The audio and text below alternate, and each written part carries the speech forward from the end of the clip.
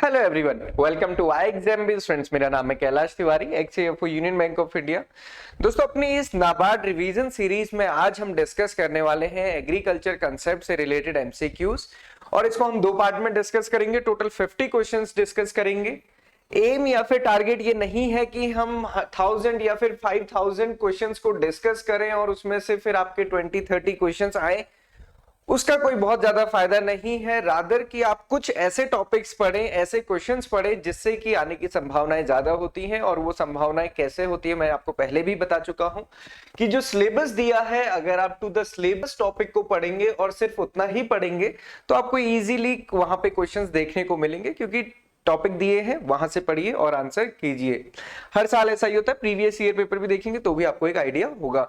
तो हम कम क्वेश्चन लेके चलेंगे। एम वो नहीं है कि हम बहुत ज्यादा क्वेश्चन लें एंड फिर वो आपको देख के ही डर लग गया है एग्रीकल्चर, वो मुद्दा नहीं है। पहला क्वेश्चन है, foundation seed is the progeny of. Last year भी ये क्वेश्चन आया था, लास्ट ईयर टैग पूछा गया था। तो जनरली ये क्वेश्चन सीड प्रोडक्शन से एक नया क्वेश्चन पूछा जाता है। एक इस पे हमने सेपरेट क्लास भी की थी यूट्यूब पे भी, आपने वो देखी होगी आई होप। तो फाउंडेशन सीड किसकी प्रोजेनी है पूछा गया है। आप सभी को पता है इंडिया में 3 generation system of seed production follow किया जाता है, जिसमें सबसे पहले ब्रीडर सीड आता है, देन फाउंडेशन सीड आता है, देन सर्टिफाइड सीड आता है। अब ये पूछा गया फाउंडेशन सीड किसकी प्रोजेनी है। फाउंडेशन सीड की प्रोजेनी कौन है ये नहीं पूछा गया। तो फाउंडेशन सीड किसकी प्रोजेनी है? Breeder seed. ब्रीडर सीड से फाउंडेशन बनता है, फाउंडेशन से सर्टिफाइड। ईदर वे में क्वेश्चन पूछा जा सकता है, एक ना एक क्वेश्चन जरूर मिलेगा। दूसरा क्वेश्चन क्या होता है कि इनके टैग कलर पूछा जाता है। आपने देखा होगा जो सीड का बैग होता है उसके टॉप पे एक टैग लगा होता है, टैग का एक निश्चित कलर होता है जिससे कि पता चल जाता है किस कैटेगरी का सीड है। तो अगर गोल्डन या फिर येलो कलर का टैग है तो वो ब्रीडर सीड है। मैं आपको आगे दिखाता हूं। ये ब्रीडर सीड का टैग है, गोल्डन या फिर येलो कलर का रहता है। फाउंडेशन सीड का व्हाइट कलर का टैग रहता है एंड एजर ब्लू कलर का टैग हमारे सर्टिफाइड सीड का रहता है। जनरली जो फार्मर फाइनली यूज करता है वो सर्टिफाइड सीड होता है। ब्रीडर सीड पहली जनरेशन है जो न्यूक्लियस सीड के बाद बनती है। न्यूक्लियस सीड की प्रोजेनी ब्रीडर सीड होती है, ब्रीडर सीड से फाउंडेशन सीड, फाउंडेशन से सर्टिफाइड। 3 जनरेशन का मकसद क्या है? ताकि मल्टीप्लिकेशन बढ़ाया जा सके, सो दैट कि जो नीड है सीड की वो मीट आउट की जा सके। देन दूसरे क्वेश्चन के आगे तरफ बढ़ते हैं। हर साल ये क्वेश्चन पूछा गया है एंड इस बार ये देखना होगा कि इस टॉपिक में से कैसा क्वेश्चन पूछा जाएगा। टॉपिक का नेम है ड्राईलैंड एग्रीकल्चर। इस पे भी मैंने एक वीडियो बनाया था यूट्यूब पे, आई होप कि आप लोगों ने देखा होगा। ड्राईलैंड एग्रीकल्चर हर साल इससे क्वेश्चन आया, 2016 से अभी तक पेपर आप उठा के देखेंगे तो। What is the annual rainfall to be categorised in the dryland farming. तो ये पूछा गया कि ड्राईलैंड फार्मिंग के अंदर कैटेगराइज करने के लिए कितना रेनफॉल होना चाहिए। ड्राईलैंड एग्रीकल्चर की जब भी हम बात करते हैं तो एग्रीकल्चर को क्लासिफाई किया जाता है on the basis of rainfall. मतलब यहाँ पे हम ये डिस्कस करते हैं कि जो एग्रीकल्चर है वो किस पे डिपेंडेंट है, रेनफॉल पे। इरिगेशन को हम यहाँ पे नहीं कंसिडर करते हैं। तो केवल रेन के भरोसे, मतलब बारिश के भरोसे जो खेती होती है उसको ड्राईलैंड एग्रीकल्चर में काउंट किया जाता है। 3 कैटेगरी है, dry farming, dryland farming and rainfed farming. यहाँ पे पूछा गया है कि ड्राईलैंड फार्मिंग का क्या है। तो अगर लेस देन 750 है तो ये ड्राई फार्मिंग होगा। अब मोर देन 750 में दोनों कैटेगरी आ जाती है, तो 750 टू 1150 ये ड्राईलैंड फार्मिंग है। तो यहाँ पे जो करेक्ट आंसर है वो 750 टू 1150 है। ग्रेटर देन 1150 mm है तो ये रेनफेड फार्मिंग है। अगेन रेनफेड फार्मिंग होने के बावजूद, मतलब ये नहीं है कि 1150 से ज्यादा है तो हमारे लिए क्रॉप प्रोडक्शन बहुत ईजी या बहुत अच्छा होगा, उसके भी अपने कांस्टेंट है। उत्तराखंड में बहुत ज्यादा रेनफॉल होता है, हिमाचल में बहुत ज्यादा रेनफॉल होता है, तो इसका मतलब ये नहीं है कि एग्रीकल्चर बहुत अच्छा है, क्योंकि उससे भी बहुत सारे इश्यूज हैं। लैंडस्लाइड एक कॉमन या फिर मेजर कांस्टेंट यहाँ पे रहता है, तो ये भी जरूर ध्यान से पढ़िएगा। इससे रिलेटेड क्वेश्चन आपको कुछ ना कुछ मिलेगा। Now the question is this year तो नहीं, लास्ट ईयर का हो गया। Government has increase the amount of subsidy in DAP, so what is the present amount of subsidy पर बैग। लास्ट ईयर ये क्वेश्चन काफी ज्यादा रहा, लास्ट ईयर के लगभग सारे एग्जाम में पूछा गया। इवन जो इस साल के स्टार्टिंग में आईबीपीएस एएफओ का एग्जामिनेशन हुआ था उसमें यूरिया के बैग का सिंपल सा क्वेश्चन पूछा गया कि जो यूरिया का एक बैग होता है वो कितने केजी का होता है। तो नॉर्मली हर किसी को लगता है कि 50 केजी होगा, बट ये 45 केजी का बैग होता है। सिमिलरली लास्ट ईयर की क्वेश्चन था, लास्ट ईयर ही मतलब ये अपडेशन हुआ है, अभी भी ये कांस्टेंट चल रहा है। बट यहाँ पे आपको एक क्वेश्चन, एक आंसर देना है, कमेंट बॉक्स में आंसर करके बताइएगा कि जो यूरिया होता है उसमें जो नाइट्रोजन का कंपोनेंट है वो कितना परसेंट नाइट्रोजन हमको यूरिया से मिलता है, मतलब हम जो यूरिया अप्लाई करते हैं उससे कितना नाइट्रोजन सॉइल में मिलता है ये आप बताइएगा, या फिर जो कंपोजिशन है नाइट्रोजन का यूरिया में वो कितना है। तो ये कितना बढ़ा दी गई सब्सिडी, तो सब्सिडी यहाँ पे एक्चुअली कितनी मिल रही है अभी हमें 1211 रुपीज। अब इसमें पूछा है कि this year government has increase, तो यहाँ पे क्या सब्सिडी का जो रेट था वो 511 से बढ़ा के कितना कर दिया गया 1211 कर दिया गया। मतलब जो एग्जिस्टिंग सब्सिडी है वो कितनी है 1211, इंक्रीज कितने का हुआ 700 पर बैग ये इंक्रीज किया गया, सो दैट की जो प्राइस था वो कांस्टेंट रहे, उसमें कोई भी चेंज नहीं आए। सिमिलरली अगर इसी उसमें आप देखेंगे, कल जो हमने एक वीडियो बनाई थी किसान क्रेडिट कार्ड की, क्योंकि वो बहुत सारे स्टूडेंट्स का क्वेरी थी, क्योंकि 1.5% दिया गया पीआईबी में, तो वो भी यही इशू है। जैसे लास्ट ईयर डीएपी की क्या हुई थी, कॉस्ट ऑफ प्रोडक्शन बढ़ी, तो गवर्नमेंट ने क्या करा सब्सिडी बढ़ा दी, सो दैट की जो डीएपी का बैग का प्राइस है वो इंक्रीज ना हो। सिमिलरली इस साल अभी क्या हुआ है, इन्फ्लेशन के बाद आप देखेंगे आरबीआई ने रेपो रेट काफी बार इंक्रीज किया है, जिसकी वजह से जो बैंक रेट्स हैं या फिर हम कह सकते हैं लोन के इंटरेस्ट रेट है वो काफी इंक्रीज हो गए हैं। तो पहले क्या होता था, जो सब्सिडी कंपोनेंट है वो मैंने आपको बताया था केसीसी में जो बेंचमार्क रेट होता है 9% है, मतलब मैक्सिमम बैंक चार्ज करेंगे 9% according to the interest rate. इसमें गवर्नमेंट 2% का इंटरेस्ट सबवेंशन दे देती थी, जिससे के बाद ये 7% होता था, फार्मर से चार्ज किया जाता था। 3% अगर वो टाइमली रिपे करता था 4% ये होता है। अभी क्या हो रहा था 2020 से अगर आप देखेंगे 2020 के बाद बहुत कम इंटरेस्ट रेट था, इवन जो एमसीएलआर था जिस पे इंटरेस्ट रेट फिक्स होते हैं एमसीएलआर ही लेस देन 7 था, तो बैंक्स एडजस्ट कर रहे थे इसको, मतलब ये इसकी जरूरत ही नहीं पड़ रही थी। मतलब बैंक यहाँ पे ये जो 2% है इंटरेस्ट सबवेंशन ये क्लेम तब करेगा जब उसको पे करना पड़ेगा, तो बैंक को ही पे नहीं करना पड़ा, बैंक को ही कॉस्ट 7% पड़ रही थी, तो बैंक अपने आप में मैनेज कर रहे थे। बट अभी क्योंकि इंटरेस्ट रेट इंक्रीज हुए हैं तो बैंक्स को लोड ना पड़े, इसलिए गवर्नमेंट ने यहाँ पे 1.5% का इंटरेस्ट सबवेंशन कंपोनेंट दिया है। अगेन केसीसी स्कीम के अकॉर्डिंग अभी भी जो स्टूडेंट्स में कंफ्यूजन है, कमेंट बॉक्स में मैं देख रहा था, जो कंपोनेंट है इंटरेस्ट सबवेंशन का वो 2% ही है। अभी गवर्नमेंट ने 1.5% के अकॉर्डिंग फंड एलोकेशन किया है। क्वेश्चन जब भी आएगा तो स्पेसिफिक आएगा, ऐसा नहीं है कि बहुत एम्बिगिटी रहेगी। अगर क्वेश्चन पूछा जाए रीसेंट के अकॉर्डिंग तो आप रीसेंट के अकॉर्डिंग दीजिएगा जवाब 1.5% के अकॉर्डिंग, अदरवाइज जो इंटरेस्ट सबवेंशन कंपोनेंट है वो 2% ही होता है, क्योंकि वो स्कीम में वैसा ही मेंशन है। देन नेक्स्ट आते हैं appearance of terminal bud as a whip like structure deficiency is mainly due to, ये जो न्यूट्रिएंट डेफिशिएंसी है इससे रिलेटेड क्वेश्चंस हर साल हर एग्जाम में पूछे जाते हैं। सॉइल साइंस एक इंपॉर्टेंट फैक्टर है, एक बेसिक सा क्वेश्चन है। प्लांट डेफिशिएंसी, जो प्लांट में न्यूट्रिएंट की डेफिशिएंसी होती है, तो ये पूछा गया कि जो टॉप में होती है, अगर कोई प्लांट है उसके टॉप में अगर ये whip like स्ट्रक्चर बन रहा है तो वो किसकी डेफिशिएंसी से। सिंपल सा क्वेश्चन है, अगर आप इसको याद भी करते, सिंपल सा लॉजिक है कि जो न्यूट्रिएंट की डेफिशिएंसी होती है वो किसके बेसिस पे होती है, मोबिलिटी के बेसिस पे। वो जो न्यूट्रिएंट बहुत ज्यादा हाईली मोबाइल हैं, मतलब जिनकी मोबिलिटी बहुत ज्यादा है, तो जैसे ही वो रूट से इनटेक किया जाएगा तो वो सीधे ऊपर की तरफ मूव करेंगे, तो उनकी डेफिशिएंसी हमें कहां दिखेगी, लोअर रीजन में। और जो न्यूट्रिएंट बेचारे ऐसे हैं जो ऊपर नहीं चढ़ पा रहे हैं, जिनकी मोबिलिटी बहुत कम है, वो सारे के सारे यहीं एक्यूमुलेट हो जाएंगे, तो उनकी डेफिशिएंसी हमें ऊपर दिखेगी। तो कैल्शियम और बोरॉन ऐसे हैं जो कि इमोबाइल हैं। जब क्लासिफिकेशन आप पढ़ेंगे तो आपको समझ आएगा। कभी कभी इनके कैरेक्टरिस्टिक फीचर से भी क्वेश्चंस पूछ ले जाते हैं। आई होप कि आप इस टॉपिक को पढ़ेंगे, अदरवाइज ये पिक्चर भी सफिशिएंट है। अगर आप इसको भी एक बार देख लेंगे तो न्यूट्रिएंट डेफिशिएंसी का क्वेश्चन अगर आएगा तो आपका इसी से क्लियर हो जाएगा। तो आप इसका स्क्रीनशॉट सेव कर सकते हैं। ये ध्यान रखिएगा, नाइट्रोजन, फास्फोरस एंड पोटेशियम ये हाईली मोबाइल होते हैं। हाईली मोबाइल करने का मतलब क्या है, प्लांट के अंदर जाते ही इनकी मोबिलिटी बहुत ज्यादा होती है, तो इनकी डेफिशिएंसी हमेशा कहां दिखती है, लोअर रीजन में, क्योंकि जैसे जैसे प्लांट ग्रो करता जाएगा ये प्लांट के साथ ऊपर को जाते जाएंगे। नीचे के जो पार्ट है वहां पे नाइट्रोजन, फास्फोरस, पोटेशियम की कमी हो जाएगी, तो वहां पे डेफिशिएंसी सिम्टम दिखता है। नाइट्रोजन का सिम्टम कॉमन है, इसमें येलोइंग हो जाती है जिसको क्लोरोसिस भी बोला जाता है। फास्फोरस में इसमें ब्रोंजिंग टाइप की होती है, और इसमें थोड़ा सा जो ये एक्सट्रीम डेफिशिएंसी या फिर जो हम कहते हैं प्लांट डार्क ग्रीन हो जाता है और एक्सट्रीम कंडीशन में ब्रोंजिंग होती है। पोटेशियम के उसमें देखेंगे ये रस्टी या फोल्डेड टिप होता है, तो ये एक टाइप से ऐसा लगता है जैसे कि ये जल गया होगा, तो ये इस टाइप की अपीयरेंस किसमें होती है, पोटेशियम में। कैल्शियम और बोरॉन सबसे टॉप में, मतलब ये इमोबाइल है तो इनका एक्यूमुलेशन कहाँ रहेगा, लोअर पार्ट में, ये ऊपर मूव नहीं कर पाएंगे। तो ये सफिशिएंट है, एक बार आप इसको और गो थ्रू कर सकते हैं। नाउ द बेसिक क्वेश्चन और हर बार पूछे जाने वाले क्वेश्चन क्रॉपिंग सिस्टम में से क्रॉपिंग सिस्टम आपके सिलेबस में स्टार्टिंग में ही दिया है, इसलिए क्वेश्चन पूछा जाना लाजमी है। क्वेश्चन है the growing of wheat and mustard simultaneously together in the rows. ये यहाँ पे इंपॉर्टेंट है, जिसकी वजह से आंसर डिसाइड होगा। This system of cropping is known as multiple cropping, mixed cropping, intercropping, relay cropping, multi storied cropping. तो देखिए इसका आंसर मिक्स्ड क्रॉपिंग भी होता अगर ये रो यहाँ पे नहीं होता, अगर कोई रो पैटर्न नहीं होता तो इसका आंसर मिक्स्ड क्रॉपिंग होता। अभी यहाँ पे है टुगेदर इन द रोज, मतलब साइमल्टेनियसली और टुगेदर इन द रोज, रो में एक पर्टिकुलर पैटर्न है तो इसको हम क्या बोलेंगे, इंटर क्रॉपिंग। ये आपको ध्यान रखना है, अगर कोई भी पैटर्न नहीं है तो वो फिर मिक्स्ड क्रॉपिंग कहलाएगा।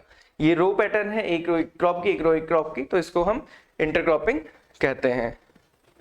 Next, which of the following is correct for the inclusion of food grain production. ये क्वेश्चन मैंने अभी अब जो लेटेस्ट 4th एडवांस एस्टिमेट भी आया था फूड ग्रेन प्रोडक्शन का, उसमें भी आपको पूछा था।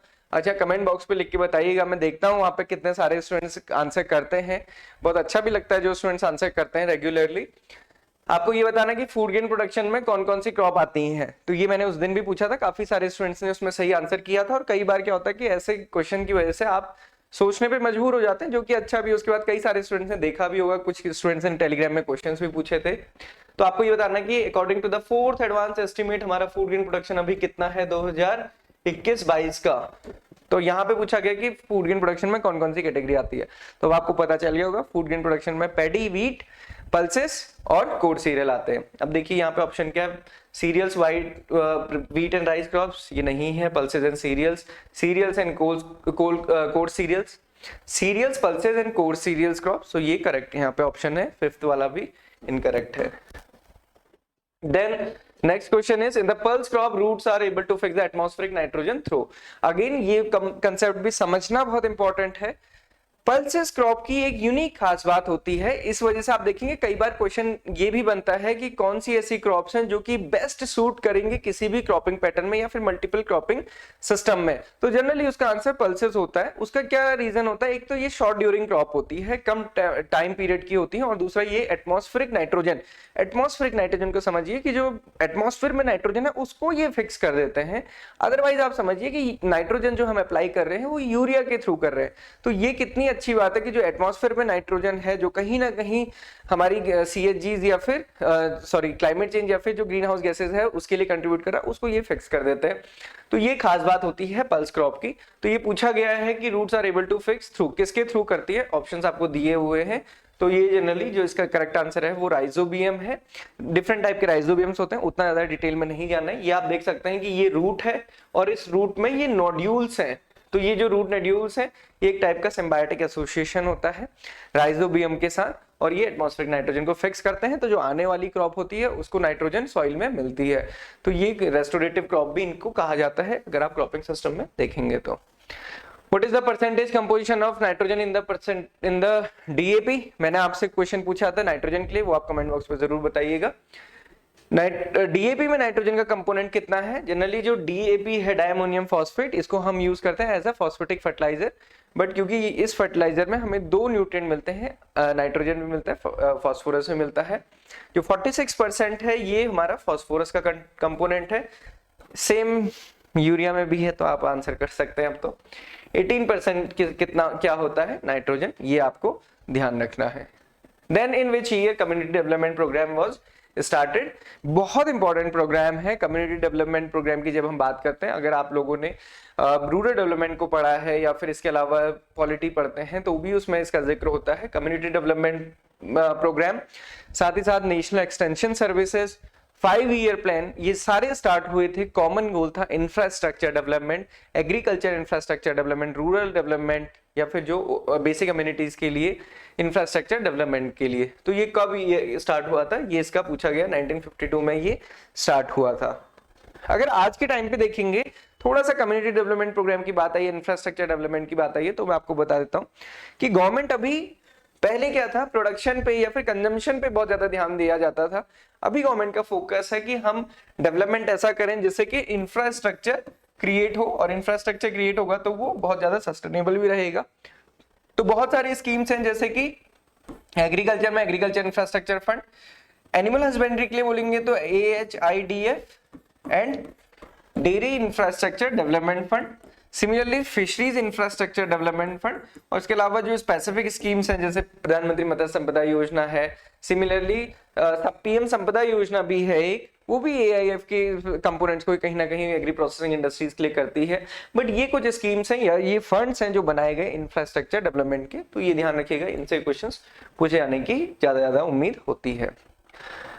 अब भैया प्लानिंग कमीशन के अकॉर्डिंग इंडिया को कितनी कैटेगरी में डिवाइड किया गया है एग्रो क्लाइमेटिक जोन्स की? एक ना एक क्वेश्चन जरूर मिलेगा, क्वेश्चन इजी होगा, बहुत ज्यादा डिफिकल्ट नहीं होगा, तो इसलिए बहुत ज्यादा चिंता भी नहीं करनी है। इसका आंसर है 15 कैटेगरीज में इसको डिवाइड किया गया है। लास्ट ईयर क्वेश्चन पूछा गया कि ये वाला रीजन है, स्टेट पूछा गया था या फिर रीजन पूछा गया था, तो सिंपल सी चीज थी कि ये इसकी पूरी कैरेक्टरिस्टिक फीचर दिया गया था और पूछा गया था कि कौन सा है, तो ये वेस्टर्न प्लेट्यू एंड हिल्स है, शायद वो ब्लैक सॉइल से कोरिलेट करके इसको कुछ ना कुछ बताया गया था। आप इजीली आइडेंटिफाई कर सकते हैं, कोई भी इसमें डिफिकल्टी नहीं होती। मैं आपको बताऊं, देखिए 15 है यहाँ पे मेंशन किए हैं। ये पार्ट कहाँ पे पड़ता है? अगर डायरेक्शन देखेंगे तो वेस्टर्न हिमालयास, क्योंकि नॉर्दर्न हिमालयास जैसी कोई क्लास नहीं है।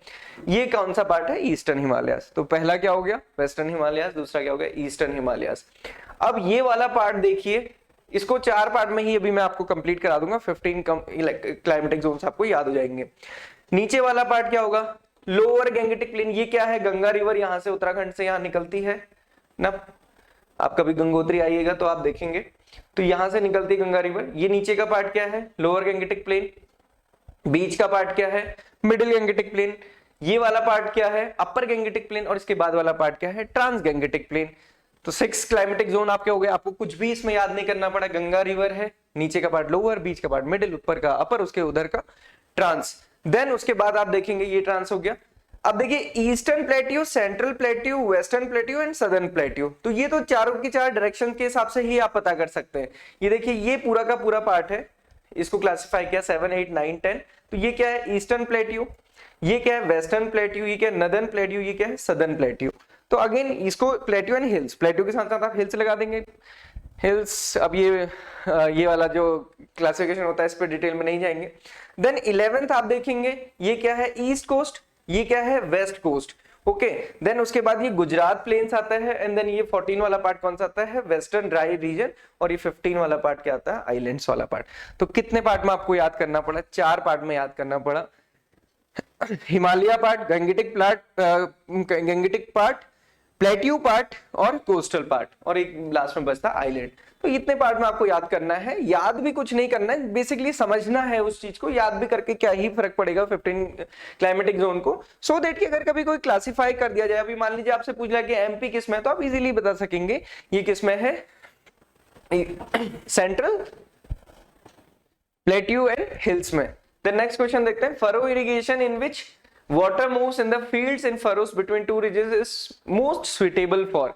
तो furrow irrigation, generally furrow irrigation की अगर आप बात करेंगे ना, तो फरो इरिगेशन उन क्रॉप्स के लिए होता है जिसमें कि वाइड स्पेसिंग होती है, जनरली हॉर्टिकल्चर क्रॉप्स के लिए होता है। ऑप्शन देख लेते हैं, crop like cotton and vegetables, orchard, feed crops such as alpha and tall crops, both BNC and rice. तो इसका अगर करेक्ट ऑप्शन किया आपने, furrow irrigation, water moves in field in furrow between two ridges, it is employed in the field with the row crops such as cotton and vegetables. तो ये cotton and vegetables के लिए काफी ज्यादा रहता है। ऑर्चार्ड में फरो इरिगेशन से इसलिए फायदा नहीं होगा क्योंकि ऑर्चार्ड में इतने पास में ऑर्चार्डिंग नहीं होती है, एक ट्री यहाँ पे है तो दूसरा ट्री यहाँ पे है, उसके लिए हम different method of irrigation use करते हैं। तो फरो इरिगेशन की बात आएगी तो जिसमें वाइड स्पेसिंग रहती है वो हमारी सही रहती है। और वेजिटेबल्स स्पेसिफिकली अगर आप पोटैटो के फील्ड देखेंगे ना, तो आपको बिल्कुल ऐसे ही दिखेंगे पोटैटो के field.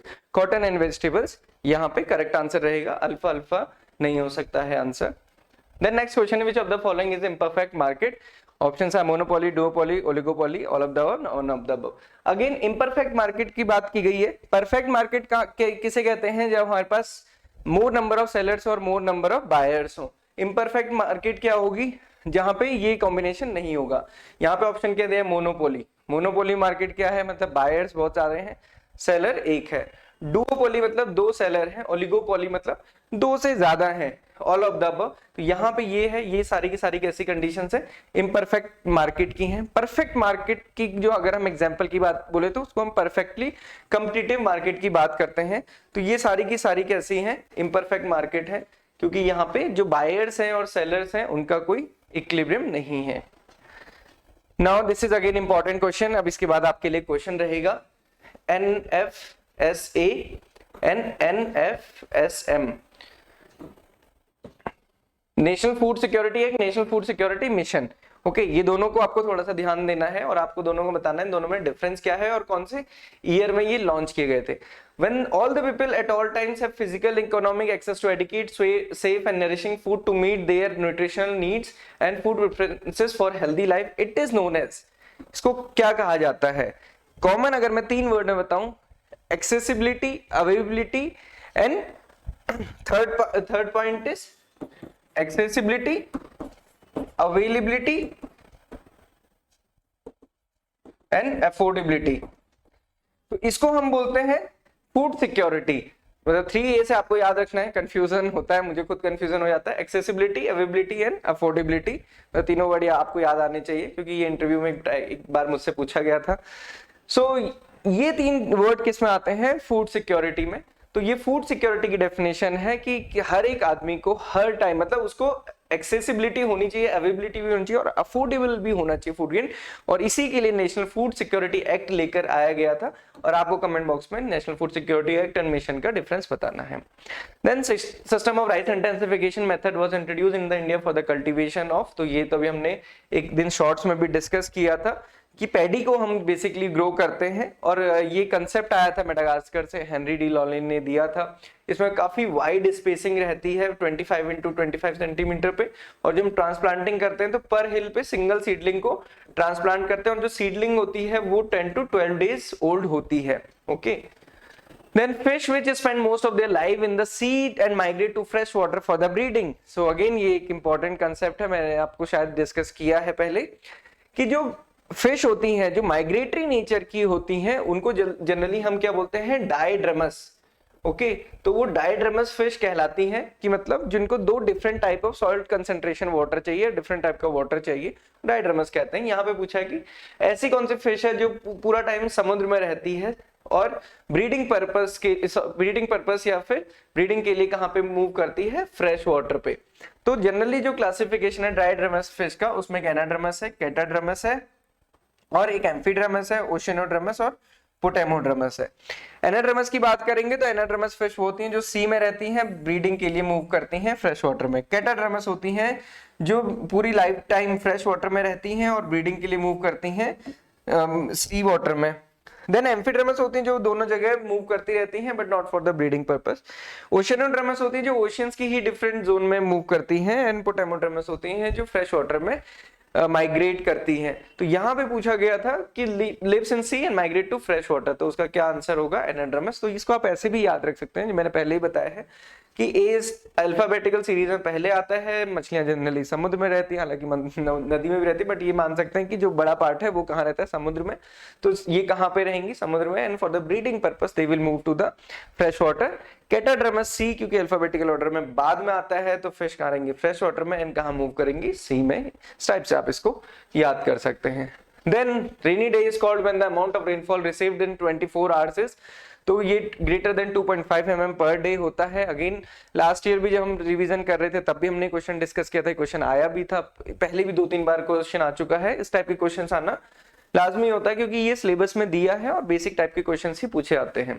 Then the downward movement of water through the saturated or nearly saturated soil due to the gravity is, अब देखिए 3 वर्ड होते हैं वाटर मूवमेंट के लिए, कभी कभी एक और वर्ड होता है लीचिंग भी। अब इसमें पूछा कि सैचुरेटेड सॉइल है, मतलब एक होती है कि जब आपकी ड्राई सॉइल थी, आपने वाटर वहां पे अप्लाई कर दिया सरफेस पे, तो वहां पे जो मूवमेंट होगी वाटर की from upper surface to lower surface, वो इन्फिल्ट्रेशन होगी।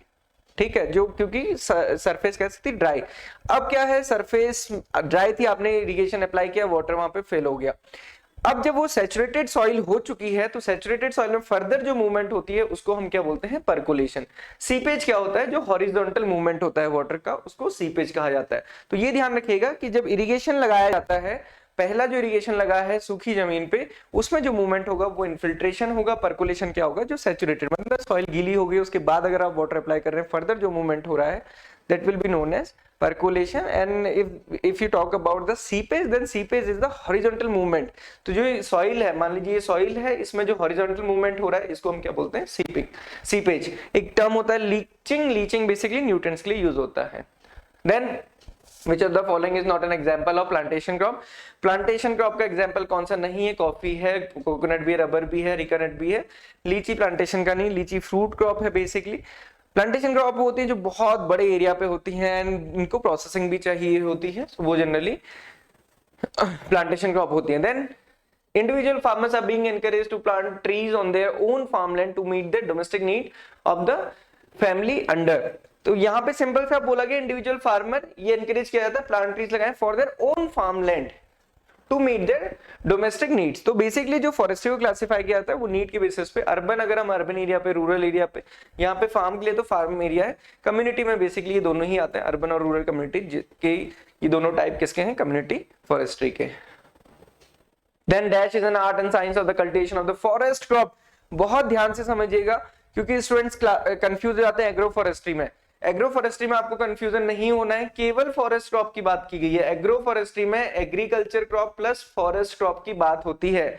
ये क्या है? सिल्वीकल्चर। सिल्वीकल्चर क्या है? ऐसी साइंस जो कि फॉरेस्ट के बारे में स्टडी करती है। जैसे एग्रीकल्चर है वो क्रॉप्स के बारे में स्टडी करती है, हॉर्टिकल्चर है फूड क्रॉप्स या फिर फ्लावर क्रॉप्स या फिर वेजिटेबल्स के बारे में स्टडी करती है।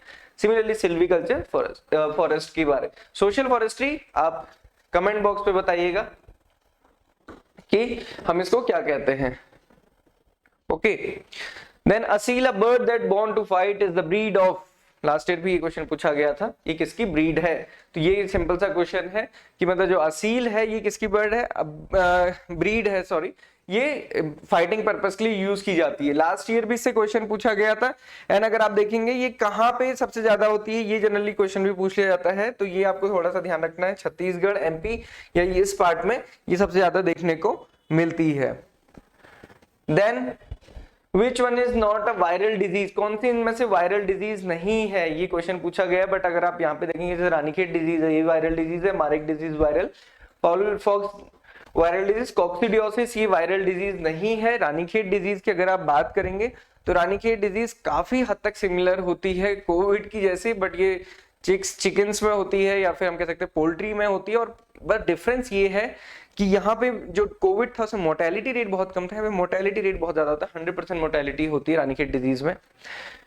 Name the breed which is black and white in color with a variation with from nearly all white to all black, black and white patches throughout the body and also is the highest milk producer in the world। तो अगर आपको पहले part से नहीं भी समझ आए characteristics, second part से आप इजीली समझ सकते हैं क्योंकि मैंने पहले ही बताया था। Highest milk producer in the world कौन है? होल्स्टीन फ्रीजन। और अगर highest milk producer in the India की बात की जाएगी तो वो कौन सी होगी? जर्सी। ओके, जो इंडिया में है वो जर्सी। और इंडियन की अगर बात की जाएगी तो वो कौन सी है? जो इंडियन ब्रीड है वो कौन सी होगी? साहिवाल। जर्सी और होल्स्टीन फ्रीजन कौन सी है? एक्सोटिक ब्रीड्स है। हाँ, जो अभी लाइव स्टॉक सेंसस में आया था, ब्रीड वाइज क्लासिफिकेशन आया था, तो एचएफ से ज्यादा कंट्रीब्यूशन किसका है? जर्सी का। ये ध्यान रखिएगा। इंडिजीनियस ब्रीड पूछा जाएगा तो साहिवाल, एक्सोटिक ब्रीड पूछा जाएगा तो Holstein फ्रीजन। Then what is the gestation period of buffalo? Again ये gestation period पे क्वेश्चन आते हैं, ये सारे के सारे इंपॉर्टेंट हैं, याद रखने हैं। 310 to 350 डेज जनरली ये जेस्टेशन पीरियड होता है बफेलो का। देन 280 डेज होता है काऊ का और 150 डेज के अप्रॉक्स 144 to 152 शीप एंड गोट का होता है। ये याद रखिएगा। 280 और 320 टर्म तो आपको याद हो ही सकता है। तो 280 काऊ का होता है, 310 to 350 बफेलो का जेस्टेशन पीरियड होता है। So the last question for the today's video is the process of soil erosion is made up of which part? जो सॉइल इरोजन की प्रोसेस है वो कौन कौन से पार्ट्स हैं? Detachment, movement, deposition, all of the above. तो simple सी बात है, विंड इरोजन की बात की जाएगी तो ये सॉइल है, ये यहाँ से डिटैच हुई और इसने मूव किया, मूव करके यहाँ पे डिपॉजिट हो गई। This is the process of soil erosion. So the answer D is the correct answer. Okay, so this is all for today. आप लोग मॉक टेस्ट अटेम्प्ट कर सकते हैं टू चेक योर प्रोग्रेस। कई बार क्या होता है, जब हम पढ़ते हैं तो हमें लगता है कि हमें सब कुछ आ गया, बट जब हम अपना पेपर सबमिट करते हैं तो हमें लगता है अरे क्वेश्चन गलत कैसे हो गया। तो वो चीज भी नहीं होनी चाहिए, क्योंकि पीडीएफ पढ़ना, बुक्स पढ़ना या फिर वीडियोस देखने में काफी कॉन्फिडेंस आता है, बट जब आप रियल में क्वेश्चंस को अटेम्प्ट करते हैं तो काफी डिफरेंसेस देखने को मिलते हैं। So this is all about today. जितने भी क्वेश्चंस मैंने आपसे पीछे पूछे जरूर आंसर कीजिएगा। इसका नेक्स्ट पार्ट हम लेकर आएंगे। सिमिलरली स्कीम्स वाले क्वेश्चन का पहला पार्ट हमने डिस्कस किया, सेकंड पार्ट उसका भी डिस्कस करना है, तो बने रहिए हमारी सीरीज में। Thank you for watching this video and have a good day ahead.